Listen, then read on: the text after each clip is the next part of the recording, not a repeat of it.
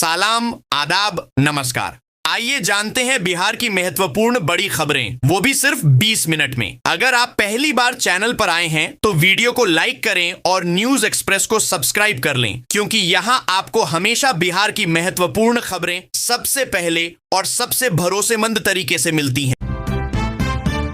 किसान सम्मान निधि की 22वीं किस्त पर संकट, नई किसान आईडी अनिवार्य। केंद्र सरकार ने पीएम किसान सम्मान निधि योजना में बड़ा बदलाव किया है।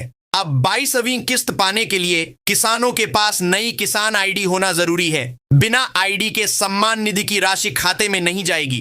पूर्वी चंपारण में लगभग 4,80,000 किसानों को 21वीं किस्त जारी की गई थी, लेकिन अब तक केवल 31,066 किसानों की आईडी बन पाई है।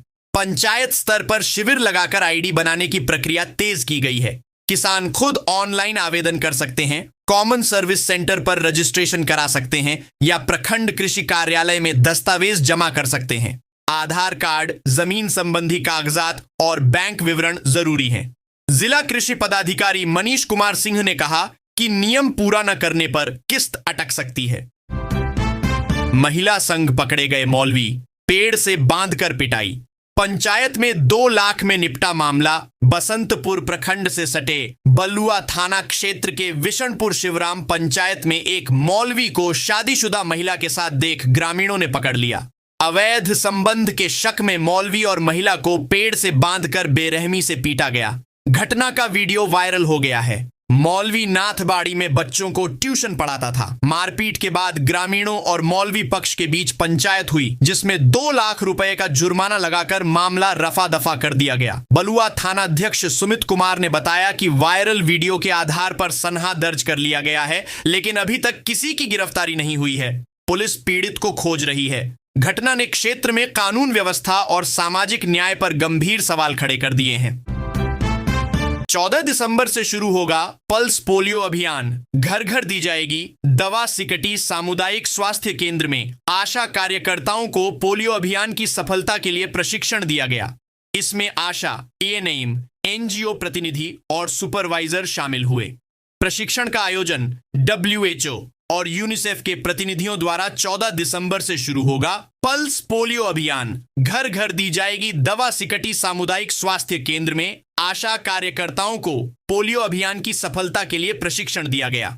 इसमें आशा, एएनएम, एनजीओ प्रतिनिधि और सुपरवाइजर शामिल हुए।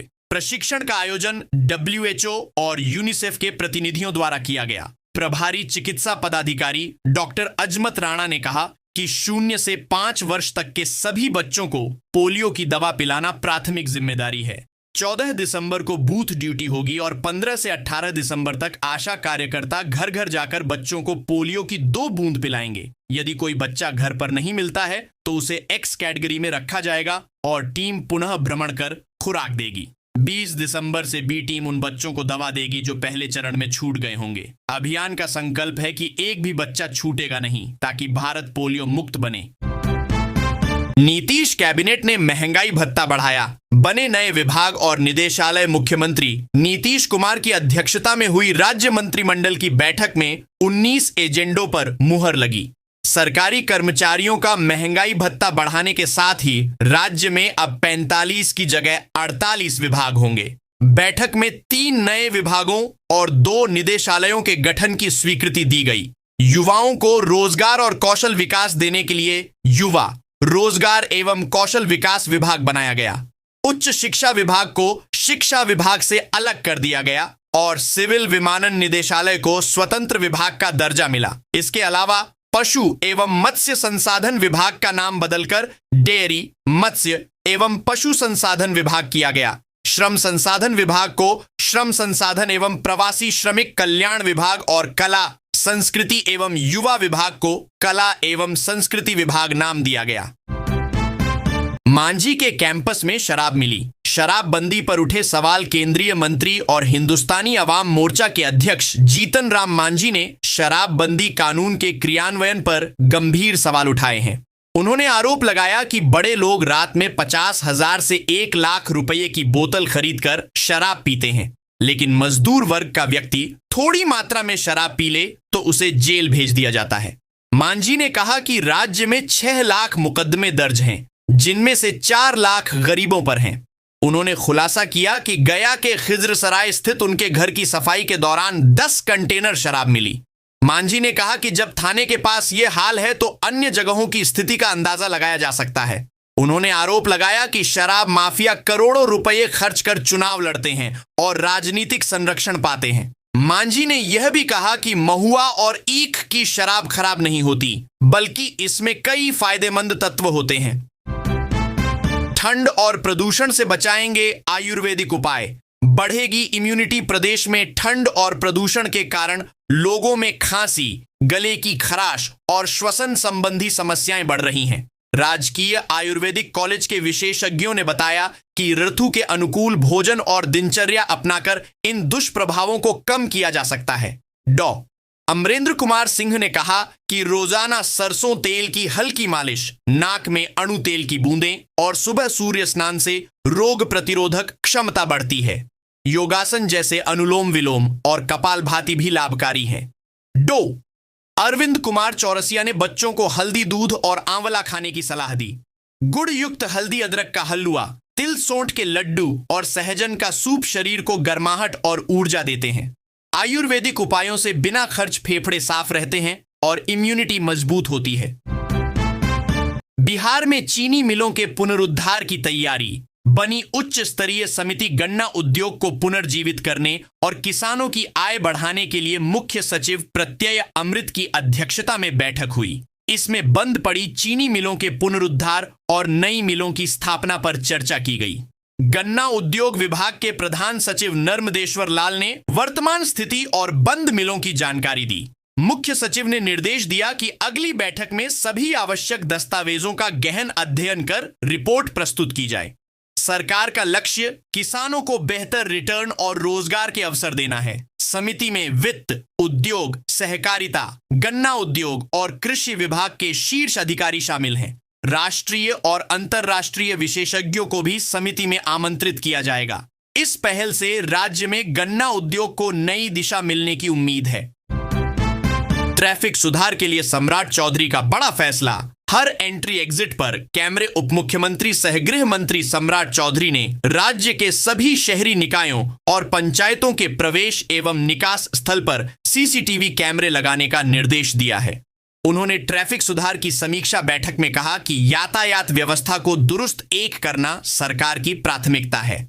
गलत और अवैध पार्किंग से निपटने के लिए विभागीय क्रेन के साथ निजी क्रेन लगाने का आदेश दिया गया। उन्होंने ट्रैफिक पुलिस बल बढ़ाने और प्रशिक्षण संस्थान खोलने की घोषणा की। रेलवे जंक्शन, व्यस्त चौराहों और जाम वाली जगहों पर कमांड एंड कंट्रोल सेंटर स्थापित किए जाएंगे। स्कूल और कॉलेजों में ट्रैफिक नियमों पर जागरूकता अभियान चलाया जाएगा। गृह मंत्री ने कहा कि नियमों का उल्लंघन करने वालों पर सख्त कार्रवाई होगी और सड़क सुरक्षा को मजबूत बनाने के लिए हर स्तर पर कठोर कदम उठाए जाएंगे। पटना पूर्णिया एक्सप्रेसवे को मिला नंबर। भूमि अधिग्रहण जारी। पटना पूर्णिया एक्सप्रेसवे को सड़क परिवहन एवं राजमार्ग मंत्रालय ने एनई 9 के नाम से अधिसूचित कर दिया है। यह देश का 9वां एक्सप्रेसवे होगा और बिहार के लिए घोषित 5 एक्सप्रेसवे में दूसरा है जिसे नंबर मिला है। इससे पहले वाराणसी कोलकाता एक्सप्रेसवे को नंबर दिया गया था। परियोजना का प्रस्ताव अब पीपीपी अप्रेजल कमेटी के पास है, जिसकी मंजूरी के बाद यह कैबिनेट में जाएगा और निविदा प्रक्रिया शुरू होगी। 6 जिलों वैशाली, समस्तीपुर, मधेपुरा, दरभंगा, सहरसा और पूर्णिया से गुजरने वाले इस एक्सप्रेसवे के लिए 2184 हेक्टेयर जमीन अधिग्रहण की प्रक्रिया चल रही है। वैशाली और समस्तीपुर में अधिग्रहण आगे बढ़ा है, जबकि अन्य जिलों में प्रक्रिया धीमी है। परियोजना से राज्य में तेज रफ्तार यातायात और आर्थिक विकास को नई दिशा मिलने की उम्मीद है। महिलाओं को बिजनेस के लिए मिलेगा 50 लाख तक का लोन। मध्य प्रदेश सरकार ने महिलाओं को आर्थिक रूप से सशक्त बनाने और उद्यमिता को बढ़ावा देने के लिए कई योजनाएं लागू की हैं। एमएसएमई सेक्टर में अक्टूबर 2025 तक 850 इकाइयों को 275 करोड़ रुपए की वित्तीय सहायता दी गई है। रेडीमेड गारमेंट उद्योग में कार्यरत महिलाओं को प्रतिमाह 5,000 रुपए की प्रोत्साहन राशि दी जा रही है। सीएम स्वरोजगार योजना के तहत 18 से 45 वर्ष की महिलाएं 10 लाख तक का लोन ले सकती हैं, जिसमें 30% अनुदान मिलता है। मुख्यमंत्री उद्यम क्रांति योजना में 1 से 50 लाख तक का लोन 3% सब्सिडी के साथ उपलब्ध है, जिससे व्यापार, मैन्युफैक्चरिंग और डिजिटल स्टार्टअप शुरू किए जा सकते हैं। आजीविका मिशन के तहत स्वयं का व्यवसाय शुरू करने के लिए 2 लाख तक का आरण और महिला स्व सहायता समूहों को 10 लाख तक की सुविधा दी जाती है। सरकार ट्रेनिंग, बाजार संपर्क और प्रोजेक्ट रिपोर्ट बनाने में भी मदद कर रही है। बक्सर का तीसरा गंगा पुल विकास की नई राह खोलेगा। बक्सर जिले में गंगा नदी पर तीसरे पुल का निर्माण तेजी से आगे बढ़ रहा है। सोमवार को मुख्यमंत्री नीतीश कुमार और उप मुख्यमंत्री सम्राट चौधरी ने हेलीकॉप्टर से पुल का हवाई निरीक्षण किया। सीएम ने निर्माण प्रगति पर संतोष जताया और अधिकारियों को काम और तेज करने का निर्देश दिया। उन्होंने कहा कि यह पुल बक्सर पटना राजमार्ग NH 922 को पूर्वांचल एक्सप्रेसवे से जोड़ेगा और दिल्ली वाराणसी पटना कॉरिडोर में लॉजिस्टिक्स को सुगम बनाएगा। इससे व्यापार और रोजगार के नए अवसर पैदा होंगे। नवानगर औद्योगिक क्षेत्र के दौरे के दौरान सीएम ने Varun beverages, Bharat plus ethanol और SLMG बेवरेजेस इकाइयों का भी निरीक्षण किया। पुल की आवश्यकता लंबे समय से महसूस की जा रही थी, क्योंकि मौजूदा दोनों पुलों पर वाहनों का दबाव यातायात को अव्यवस्थित कर रहा था। नया पुल पटना से वाराणसी और लखनऊ की यात्रा को आसान बनाएगा। इसे बलिया गाजीपुर ग्रीनफील्ड हाईवे के 4 लेन भरौली स्पर से एलिवेटेड रोड के जरिए जोड़ा जाएगा। स्थानीय लोग इसे क्षेत्रीय विकास के लिए परिवर्तनकारी परियोजना मान रहे हैं, जो पूर्वी उत्तर प्रदेश और बिहार के व्यापारिक परिदृश्य को बदल देगी। जैविक कॉरिडोर योजना के दूसरे चरण में बड़ा बदलाव, किसानों को मिलेगी सामग्री। परंपरागत कृषि विकास योजना PKYV के तहत जिले में चल रही जैविक कॉरिडोर योजना के दूसरे चरण में बड़ा बदलाव किया गया है। अब किसानों को दूसरी और तीसरी किश्त की 6,500 रुपए की सहायता राशि नकद में नहीं दी जाएगी। इसके बदले उन्हें सीधे जैविक खाद, जैविक कीटनाशक, जीवामृत, बीजामृत और नीम तेल जैसी सामग्री उपलब्ध कराई जाएगी। जिले में 1,500 एकड़ क्षेत्र में क्लस्टर मोड पर जैविक खेती हो रही है, जिसमें 1,478 किसान जुड़े हुए हैं। पहले चरण में किसानों को 3 साल तक हर साल 11,500 रुपए नकद दिए जाते थे, लेकिन नए नियम में केवल 1,500 रुपए ही खाते में ट्रांसफर होंगे, जिससे वे प्रमाणित बीज और केंचुआ खरीद सकेंगे।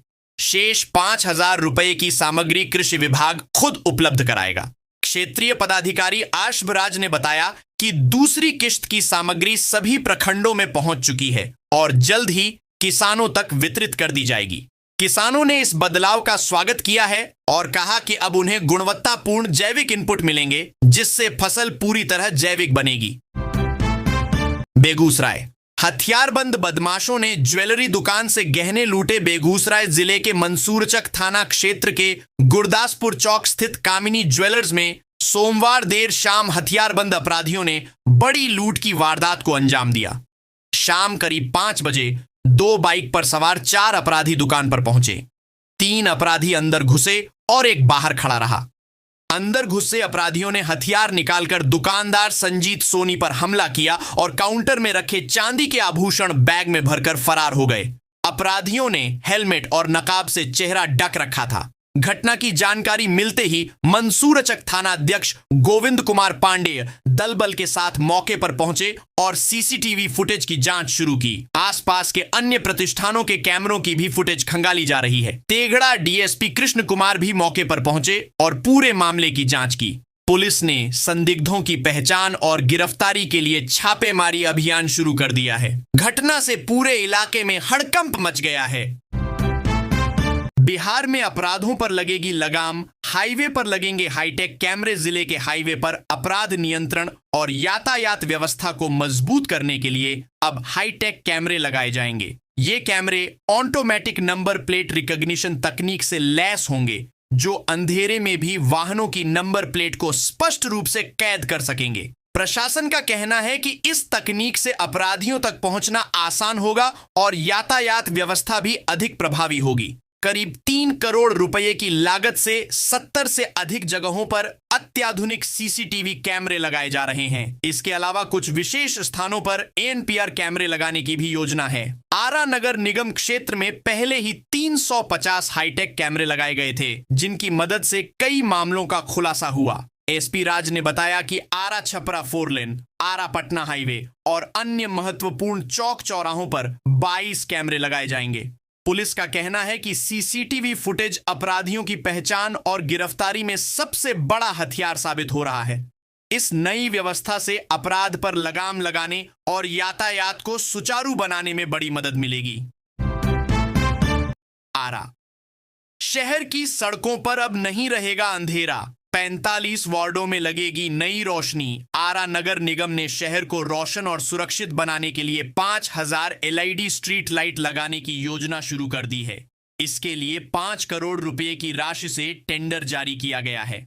नगर आयुक्त अंजू कुमारी ने बताया कि लंबे समय से खराब स्ट्रीट लाइट और अंधेरे वाले क्षेत्रों की शिकायतें मिल रही थीं।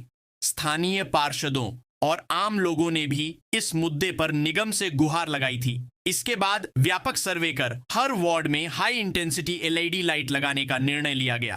पार्षदों ने हाल ही में नगर आवास विभाग के सचिव से मिलकर प्रकाश व्यवस्था सुधारने की मांग रखी थी। निगम का कहना है कि नई लाइटें पुरानी लाइटों की तुलना में कम बिजली खर्च करेंगी और सालाना लाखों रुपए की बचत होगी। इनमें ऑटोमेटिक ऑन ऑफ सिस्टम भी लगाया जाएगा। 5000 लाइटों की स्थापना से पूरे शहर को कवर किया जाएगा और सबसे पहले उन क्षेत्रों में काम शुरू होगा जहां तत्काल रोशनी की जरूरत है।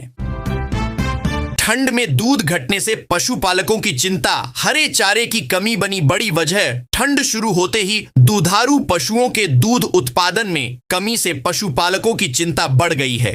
हालांकि राहत की बात यह है कि किसी भी गांव से घातक बीमारी की शिकायत नहीं मिली है। पशुपालकों का कहना है कि दूध की मात्रा घटने से उनकी आमदनी पर सीधा असर पड़ रहा है। श्रीपुर गोबराही, बर्निया, तेगच्छा, उजुआ और बल्हा के पशुपालकों ने बताया कि इन दिनों क्षेत्र में हरे चारे का घोर अभाव है। मवेशी सूखा चारा खाने से कतराते हैं और सुधा दाना या पका हुआ अनाज देने पर भी भरपेट भोजन नहीं कर पा रहे हैं। इससे दूध उत्पादन में गिरावट आ रही है और खर्च की भरपाई भी नहीं हो रही। पशु चिकित्सालय से मिली जानकारी के अनुसार जुलाई अगस्त में सघन टीकाकरण अभियान चलाया गया था, जिससे इस बार ठंड में कोई बड़ी बीमारी नहीं फैली है। कुशेश्वर स्थान और पूर्वी प्रखंड में 3 पशु चिकित्सा केंद्र और एक वाहन उपलब्ध हैं, जहां चिकित्सकों और सहायक कर्मियों की तैनाती है। सरकार द्वारा दवाएं उपलब्ध कराए जाने से पशुपालकों को काफी मदद मिल रही है। भभुआ में कैंसर मरीजों को राहत, सदर अस्पताल में मुफ्त कीमोथेरेपी। भभुआ सदर अस्पताल में डे केयर कीमोथेरेपी केंद्र खुलने से कैंसर मरीजों को बड़ी राहत मिली है। फरवरी 2025 से शुरू हुए इस केंद्र में अब तक 250 मरीजों की जांच की गई और 8 मरीजों को 47 बार कीमो चढ़ाई जा चुकी है।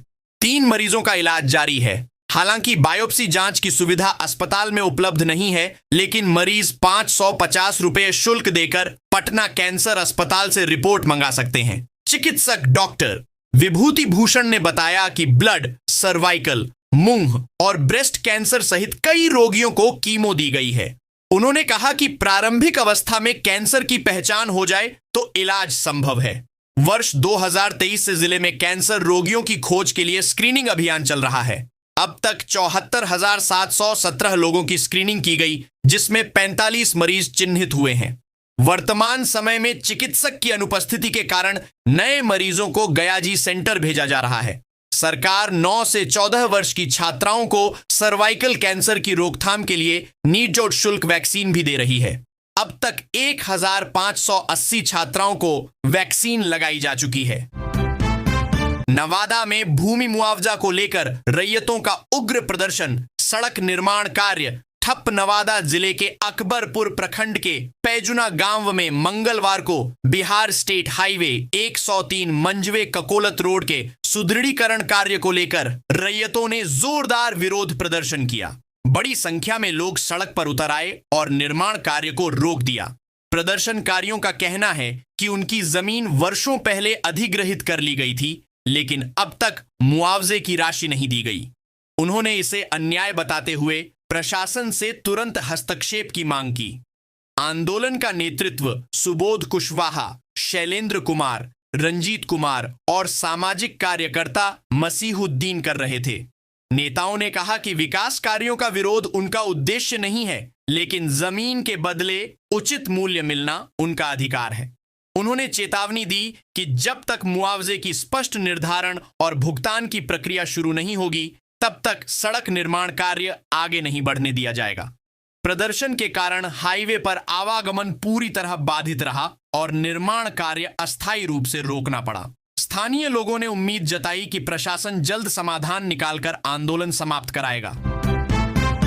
सारण में बुलडोजर एक्शन, मुख्य मार्ग से हटाया गया अतिक्रमण। सारण जिले में मंगलवार को नगर प्रशासन ने बड़े पैमाने पर अतिक्रमण हटाओ अभियान चलाया। कार्यपालक पदाधिकारी रजनीश कुमार और अंचलाधिकारी अनुज कुमार के नेतृत्व में टीम ने परसा मिडिल स्कूल के मुख्य गेट स्थित SH73 से कार्रवाई शुरू की। अभियान परसा सोनहो बस स्टैंड तक चला और मुख्य बाजार स्थित सब्जी मंडी के सामने भी बुलडोजर चलाया गया। दर्जनों अस्थायी दुकानों, झोपड़ियों और अवैध निर्माणों को हटाया गया। पुलिस और सुरक्षा बलों की संयुक्त टीम मौके पर मौजूद रही और पूरे मार्ग में सुरक्षा व्यवस्था मजबूत की गई। कार्रवाई को देखने के लिए आसपास के इलाकों से लोगों की भीड़ जुट गई। सीओ अनुज कुमार ने कहा कि नगर को अतिक्रमण मुक्त करना प्रशासन की प्राथमिकता है और बार बार चेतावनी के बावजूद अतिक्रमण नहीं हटाने पर मजबूरन बुलडोजर चलाया गया। कार्यपालक पदाधिकारी रजनीश कुमार ने बताया कि अतिक्रमण हटाने के साथ साथ जुर्माना लगाने की प्रक्रिया भी की जा रही है। प्रशासन ने पहले ही लोगों को स्वयं अतिक्रमण हटाने का अवसर दिया था, लेकिन पालन नहीं होने पर यह सख्त कदम उठाना पड़ा। पूरे शहर में सतर्कता और हलचल का माहौल बना रहा। अब सीधे किसान के खाते में जाएगी कृषि यंत्रों की सब्सिडी। कृषि विभाग ने कृषि यंत्रों की खरीद पर दी जाने वाली सब्सिडी की व्यवस्था में बड़ा बदलाव किया है। अब यह राशि DBT सिस्टम से सीधे किसानों के खाते में जाएगी। पहले यह राशि यंत्र निर्माता कंपनी को भेजी जाती थी, जिससे कई बार अनुदान का दुरुपयोग होता था। नई व्यवस्था से किसानों को सीधे लाभ मिलेगा और सरकारी राजस्व सुरक्षित रहेगा। साथ ही अब अत्यंत पिछड़ा वर्ग को भी अनुसूचित जाति जनजाति के समान 50% अनुदान मिलेगा। पहले इस वर्ग को 40% अनुदान मिलता था। रोटावेटर, गेहूं थ्रेसर, पावर वीडर, तेल मिल, राइस मिल और मैनुअल एग्रीकल्चर किट जैसे उपकरणों पर यह लाभ मिलेगा। किसानों के खाते में राशि भेजे जाने से यंत्रों की खरीद अनिवार्य हो जाएगी और कृषि क्षेत्र में अपेक्षित विकास होगा।